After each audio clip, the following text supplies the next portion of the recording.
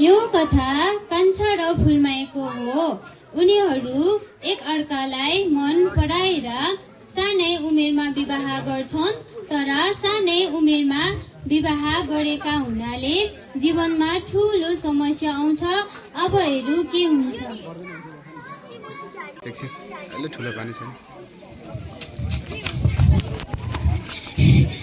एक आज सुनि छिमेकी पल्लो टोल कालेको त बिहे छ नि।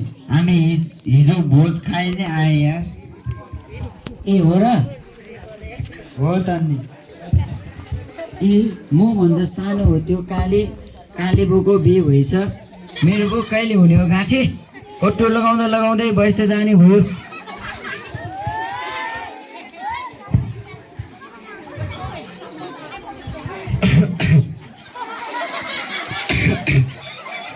के गफ गर्दैछौ हो केटाहरू? के हुनु नि जन्दर्ब? तपाईँको कान्छो त अब बुढो भइसक्यो, बिहे गरिदिनु पर्यो। के भन्छ साइला? अझ बढी कुरा गर्छस्? कहाँ बढी कुरा गर्नुमा? तपाईँ जस्तो गाउँ भोडी नाम जानेको व्यक्ति त्यही माथि एउटा कान्छो छोरो एउटा केटी त खोज्न सक्छ होला नि। कुरा त ठिकै गर्यो बाबु। पढे पनि आएको समय छोड्यो। गाउँमा खालि डुलेर मोबाइल खेलाएर मात्र बस्छ। गाई बस्तु हेर्ने घर सम्हाल्ने मान्छे पनि चाहिएकै छ। ए मात्र गरे वीरबहादुरकी छोरी छ नि फुलमाया, मान्छे पनि निकै सुन्दरी छ। 14 वर्षकी भएछ। काम गर्न पनि निकै फुर्तिलो र जागरिलो छ। ल म आजै कुरा चला है। ए बाबा तपाईँले मेरो देवता हुनुहुन्छ। ए साइलो म त दुले ल्याउने भयो यार, नाच न। पन्छे बाजाले यसपालि त मैले गर्छु मजाले। साथीहरू सबैको के भयो मेरो मात्र के भयो पन्छे बाजाले यसपालि त मैले गर्छु मजाले। यसपालि त मैले गर्छु भएन भने जिन्डेरा मै मर्छु पन्छे बाजाले। यसपालि त मैले गर्छु मजाले।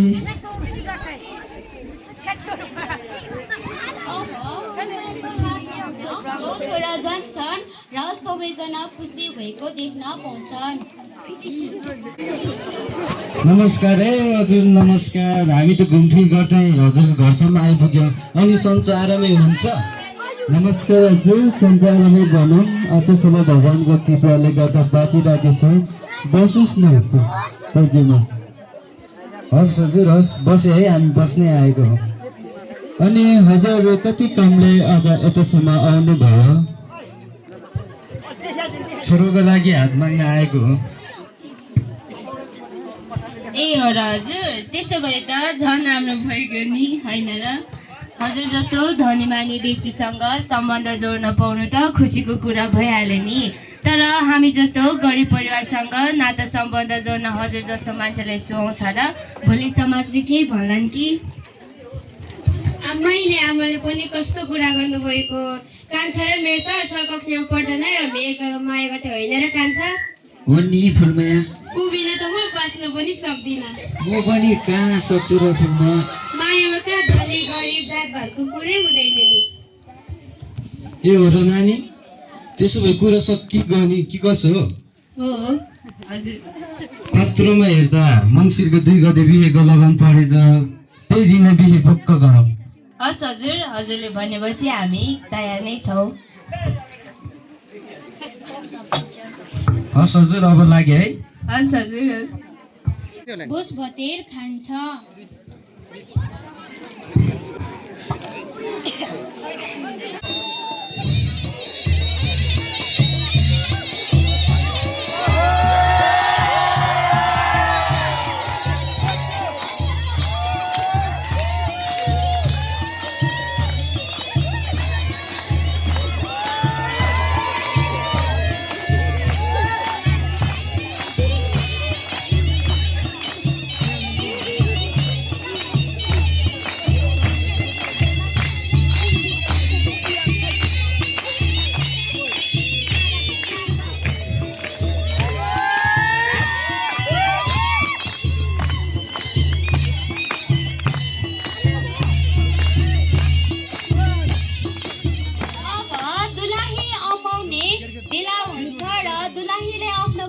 बेला कान्छाले लैजान्छ।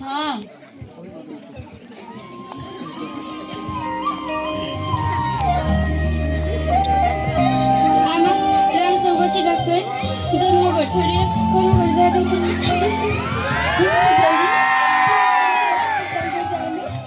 पढाइको घर राम्रोसँग गरेर खानु, सासू ससुरासँग धेरै मुखमुखै नलाग्नु। हस् बाबा मम्मीको राम्रोसँग गराउनु। हुन्छ छोरी।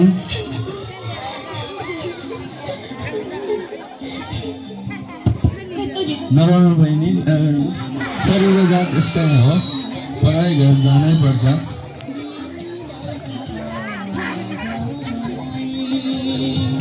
भाइटिकामा भेट्न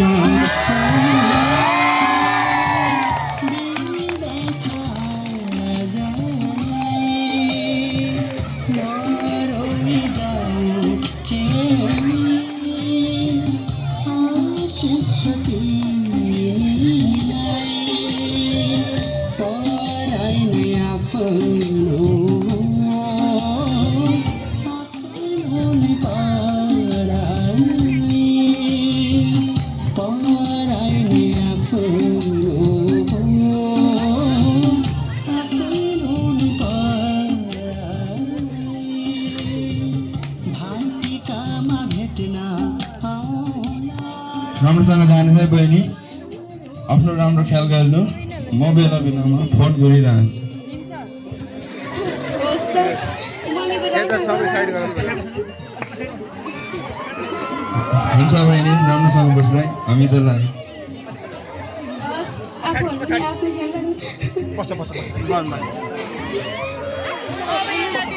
गर्नु। अब केही वर्षपछि सम्बन्ध कस्तो हुन्छ त्यो दृश्यमा देख्न सक्नुहुन्छ। कान्छा र फुलमायाको सम्बन्धलाई अब हेर्न सक्छौँ। नानी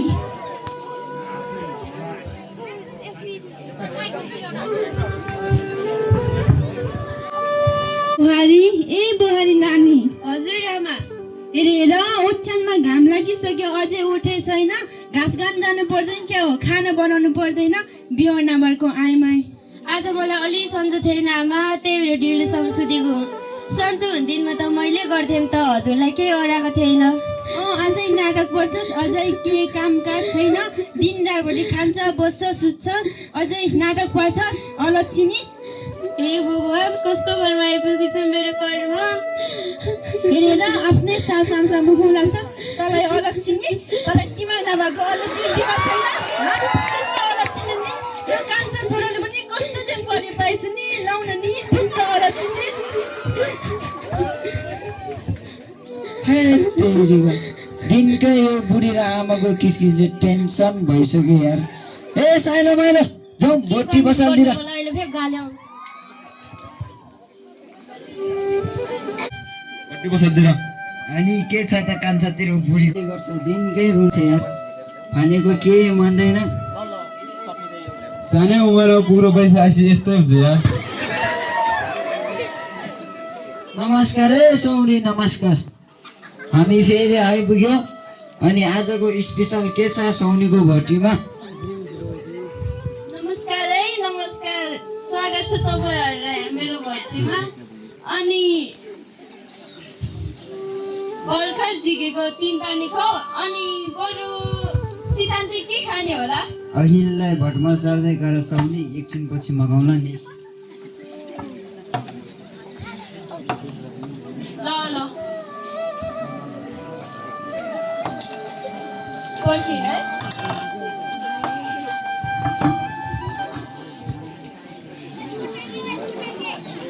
अनि सौनी चाहिँ के हो त, आज त एकदम राम्रो देखेछ नि।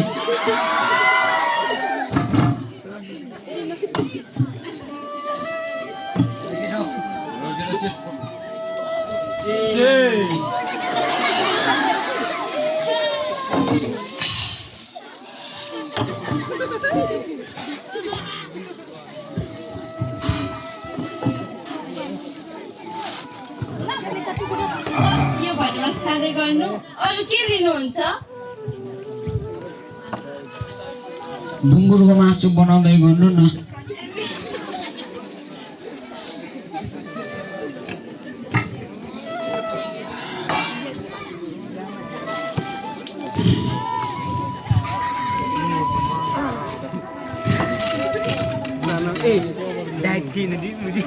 लिनु फेरि लिनुहुन्छ कि रक्सी अहिले थपौँला नि के गर्नु साथी हो यार अफू त सानै उमेरमा बिहे गरेर बहुत दुःख पाएँ यार सानै उमेरमा बिहे गर्छ यस्तै त हुन्छ नि त्यसो नभन्नुहोस् सोनी अनि यसो नभने कसरी भन्ने त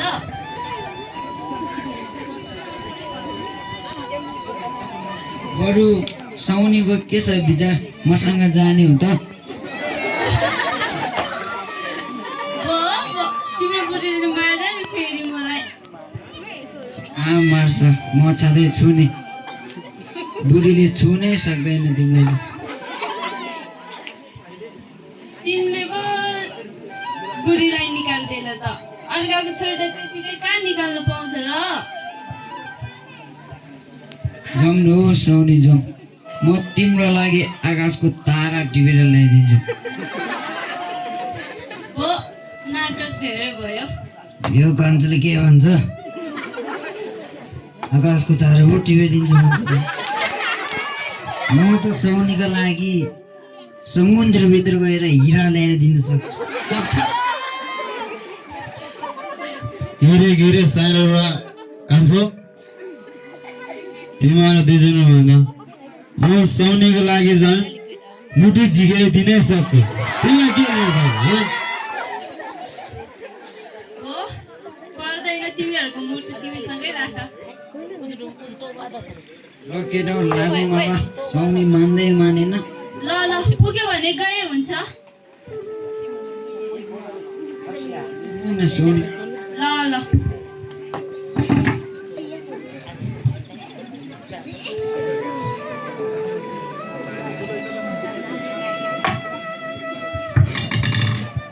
फेरि थाहा के साथी हो किन नथाउने पुग्यो यार पुग्यो घरमा फेरि बुढीले मार्छ यार छिटो खाएर जानु फेरि बुढीले मार्ला नि फेरि कान्छोको त बुढी छ अब हामीलाई त के छ हामीलाई कसले मर्छ सौनी आमा बुवाले मार्ला नि तिमीहरूलाई नि कहाँ मर्छ मार्दैन आमा बाबाले जम्केर धेरै नबस्छु अनि सोनी बिल कति भयो 550 भयो दिनु लाउनु 1000 रुपियाँ 450 आफै राख ल ल लगेर जाउँ ल जाउँ बिस्तारै जाऊ है ल ल फेरि आउँदै गर्नु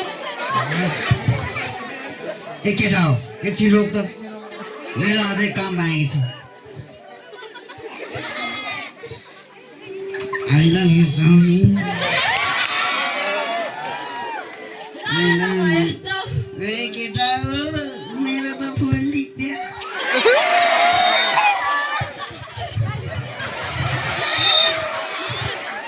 लाग्यो साउने हामीसँग आफ्नो बाटो लाग्यो साउने यो कान्छ कहाँ छ त्यहाँ मलाई बसाउन यार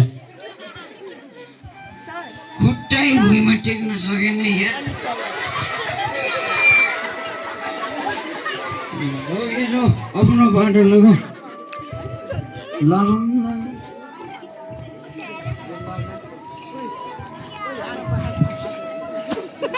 ए बुढी मेरो भाइ ए बुढी भइरहेछ यस्ता बुढीलाई के बुढी भन्ने यार ए फुलमा हेरिस भएन निस्कि तेरो बुढा आज अलिक खाएर आएको छ हेर आज मैले कुकुरको मुख धोकेर आएछ अब साथीभाइ भेट्दाखेरि हल्का पिउनु पर्यो मैले खाएको कोदोको जुले तिमीलाई के भएको लाग्यो अब गफ गर्दै जात भित्र बोतल गयो दुःख सुखको कुरा गर्दा आधा रात भयो ए बुढी बाहिर निस्कि सधैँ कुकुर मुख धोकेर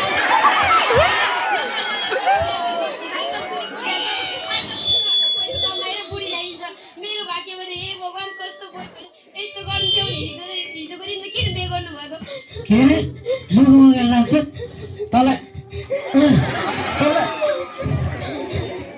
आफ्नो बुढोलाई यसरी गाली गर्छ तेरो सम्पत्ति खाछु मैले मेरै बाउको सम्पत्ति खाछु जा मेरो घरबाट निस्केर गइहाल जा तपाईँ घरबाट निस्केर जाउँ त यो पेटको बच्चालाई के गर्नु पेटको बच्चाले तँसँग मेरो कुनै सम्बन्ध भएको छैन पेटमा बसेर बाचा जा बच्चाको बाउ बस्दै जा सासुमा गएर सासुबाल भए आफ्नै प्रेमीले धोका दिए यो घरमा किन बस्नु म जान्छु चुप जा गइहाल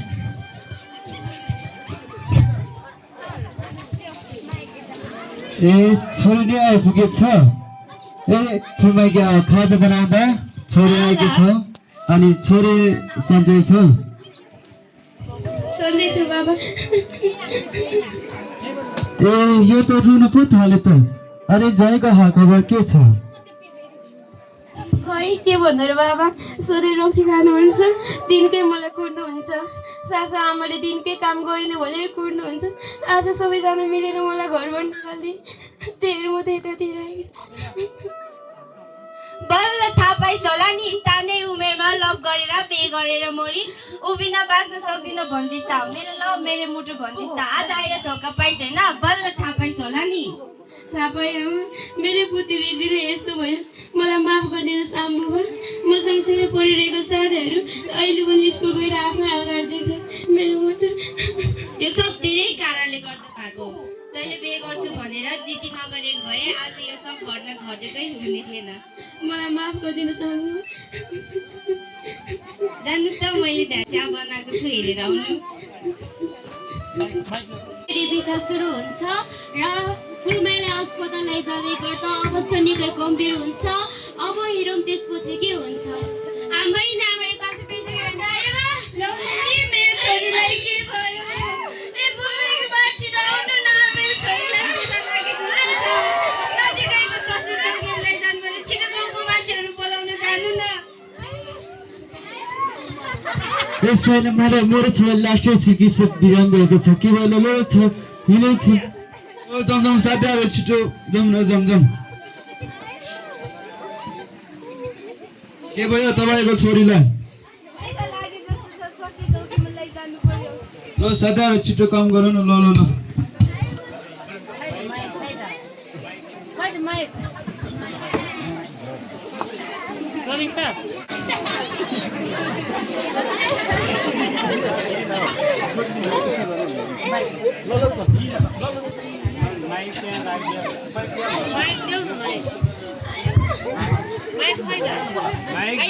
यता ल्याउनुहोस् त यता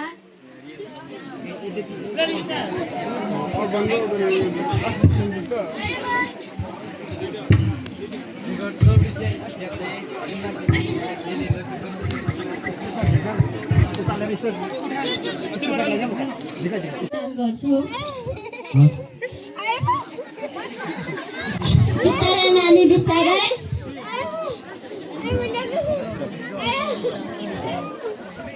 नाच्यो नानी नाच्यो अझ भएर नानी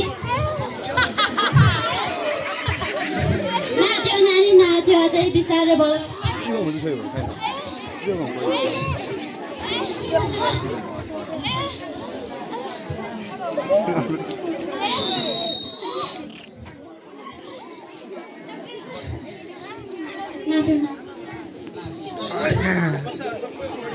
सिस्टर यसको त सास यता बिरामीको आफन्तहरू को हुनुहुन्छ डाक्टर साहब मेरो छोरीलाई केही भएको छैन नि छोरी हामीलाई माफ गरिदिनु होला हामीले सक्दो कोसिस गरेकै हो तर नानीको धेरै रगत बगेको कारणले गर्दा हामीले नानीलाई बचाउन सकेनन् तपाईँहरूले नानी ल्याउन धेरै ढिलो गर्नुभयो त्यसकारण आमा र बाच्चा दुवैलाई हामीले बचाउन सकेन हामीलाई माफ गरिदिनु होला डाक्टर साहब म मेरो छोरीलाई भेट्न सक्छु भेट्न सक्नुहुन्छ यता आएर भेट्नु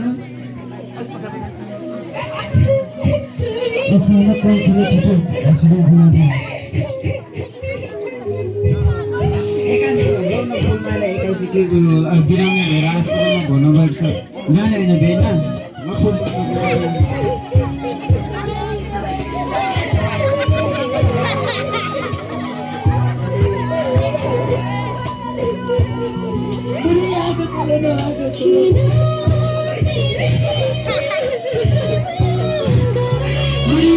मलाई साथीहरू लागेर धेरै गुली गरेछु बुढी आँखा खोल्नु म तिमीसँग बोल्न चाहन्छु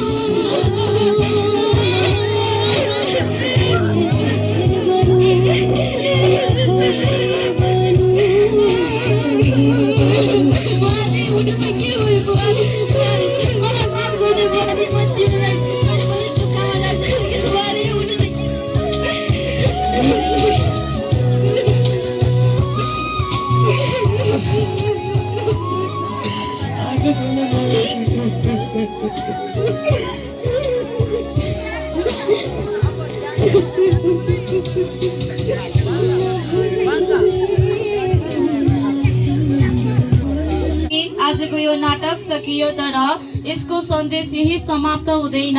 बालविवाहले एउटा बालक वा बालिकाको बालापन, शिक्षा, सपना र भविष्य खोज्छ। एउटा सानो निर्णयले जीवनभरको पीडा दिन सक्छ। एउटी छोरीको हातमा किताब हुनुपर्ने उमेरमा विवाहको टोली राख्नु उसको भविष्य खोज्नु हो। एउटा छोराको काँधमा जिम्मेवारीको भारी थपार्नु उसको बालापन चोर्नु हो।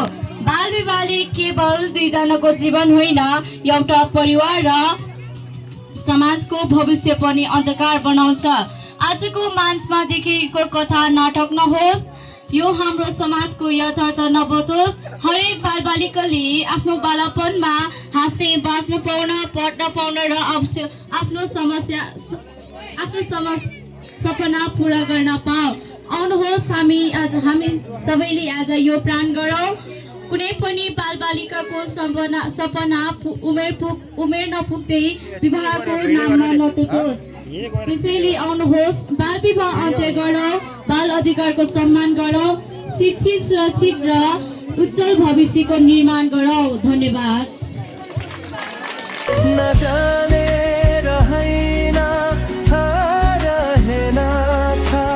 संसार कुरैको छैन भनामा के बनु निर्दोषी बनु या निर्दोषी बनु।